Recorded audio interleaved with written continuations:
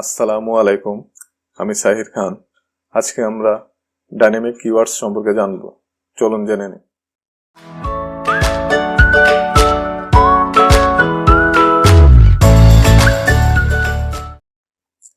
তো প্রথমে dynamic keywords বোঝার জন্য স্ট্রিং নেব।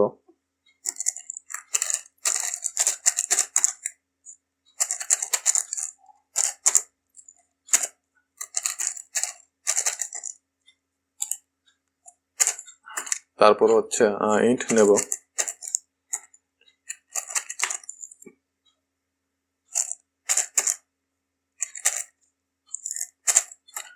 তারপর ডাবল নেব।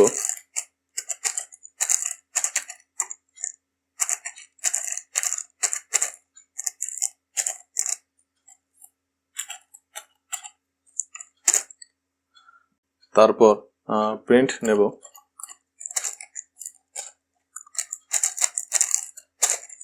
Print name, print age, print হচ্ছে হাইট।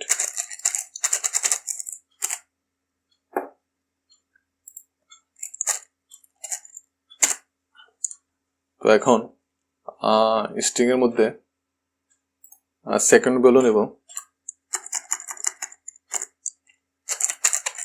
নেম ইকুয়াল হচ্ছে খান। ওকে, তো রানে ক্লিক করব। তো এখন স্ট্রিং এর মধ্যে নেম নিয়েছে, নেম হচ্ছে খান। তো এখন ইন্ট নেব। ইন্ট নিয়ে দেখব কাজ করে কিনা। তো নেম ইকুয়াল 24। তো এখন 24 এরর আসছে। তো স্ট্রিং এর মধ্যে এরর এসেছে।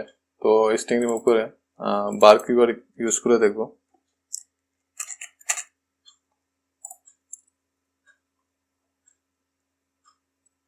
ওকে, তো বার কিওয়ার্ড নিয়ে এত এরর যায়নি বা স্ট্রিং এর মধ্যে ইন্টিজার নিতে পারেনি। তো সেই জন্য এখন বার রিমুভ করে ডাইনামিক ইউজ করব।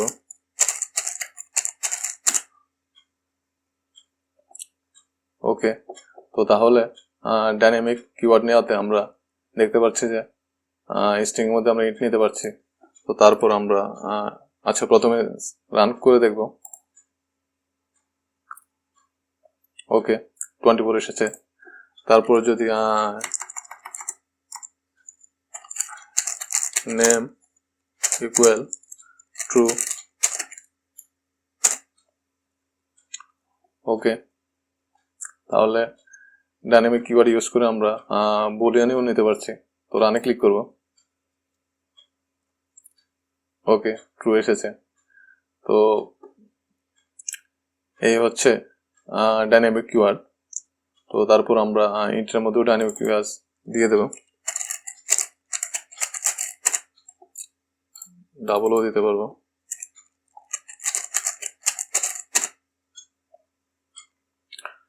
তো রানে ক্লিক করব।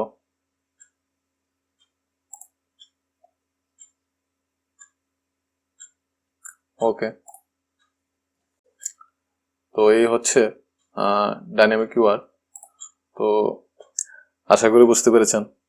যদি না বুঝে থাকেন অবশ্যই কমেন্টে আমাকে জানাবেন, আর বেশি বেশি প্র্যাকটিস করবেন। তো আজ এতটুকুই। ধন্যবাদ সবাইকে, ভালো থাকবেন।